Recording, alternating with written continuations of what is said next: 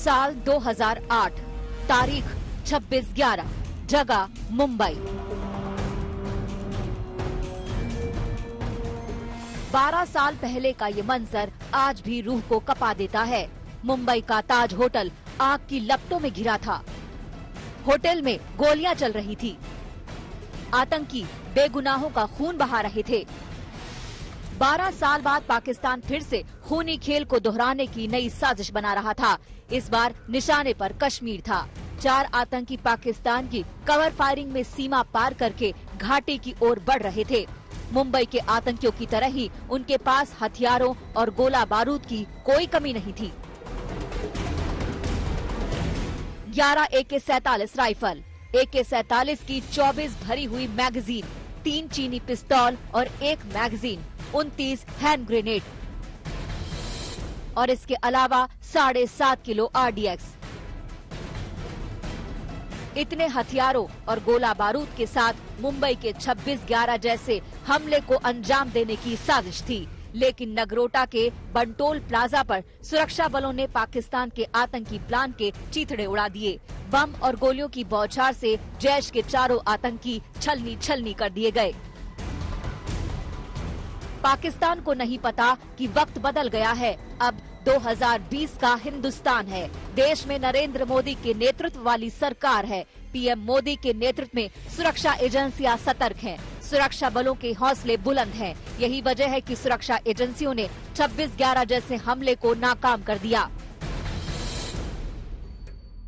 26/11 की बरसी से पहले जैश के आतंकियों का एक बहुत बड़ा प्लान था, जिसे सुरक्षा बलों ने नाकाम कर दिया। बौखलाया पाकिस्तान तकरीबन 250 से 300 आतंकियों को लैथ अपने लॉन्च पैड पे तैयार रखे हैं हिंदुस्तान के अंदर इन्फिल्ट्रेट करने के लिए। पाकिस्तान लगातार सीज़फायर वायलेशंस कर रहा है, ये सोच करके कि सर्दियों से पहले इन आतंकियों को वो हिंदुस्तान के अंदर ढकेल करके कश्मीर घाटी में अशांति फैलाए। नगरोटा एनकाउंटर के बाद भी सुरक्षा एजेंसियां सतर्क हैं। दिल्ली में प्रधानमंत्री नरेंद्र मोदी की अध्यक्षता में हाई लेवल बैठक हुई। इस बैठक में गृह मंत्री अमित शाह, राष्ट्रीय सुरक्षा सलाहकार अजीत डोभाल, विदेश सचिव समेत खुफिया एजेंसियों के आला अधिकारी शामिल हुए। बैठक में बड़ा खुलासा हुआ कि आतंकवादी 26 नवंबर को बड़ी आतंकी घटना को अंजाम देने वाले थे। 26/11 के मुंबई हमले की बरसी पर इस हमले को अंजाम देने के लिए वो ट्रक में छिपकर कश्मीर घाटी की तरफ जा रहे थे। नगरोटा के कामयाब ऑपरेशन के बाद प्रधानमंत्री नरेंद्र मोदी ने सुरक्षा बलों को शाबाशी दी। उन्होंने ट्वीट में लिखा, हमारे सुरक्षा बलों ने एक बार फिर अदम्य साहस और पेशेवर रुख का प्रदर्शन किया। अपनी सतर्कता के कारण ही उन्होंने जम्मू कश्मीर में जमीनी स्तर पर लोकतांत्रिक प्रक्रिया को निशाना बनाने की खतरनाक साजिश को नाकाम कर दिया है। एक और ट्वीट में उन्होंने इस हमले के लिए सीधे तौर पर पाकिस्तान को जिम्मेदार ठहराया और लिखा, पाकिस्तान के आतंकी संगठन जैशे मोहम्मद के 4 आतंकियों का खात्मा और उनके पास मौजूद भारी मात्रा में हथियार और विस्फोटक दिखाते हैं कि बड़े पैमाने पर दहशत पैदा करने और तबाही मचाने के उनके मंसूबे को एक बार फिर नाकाम कर दिया गया है। ब्रिक्स सम्मेलन में भी चीन के सामने PM मोदी ने आतंकवाद के मुद्दे पर पाकिस्तान को निशाने पर लिया था। आतंकवाद आज विश्व के सामने सबसे बड़ी समस्या है।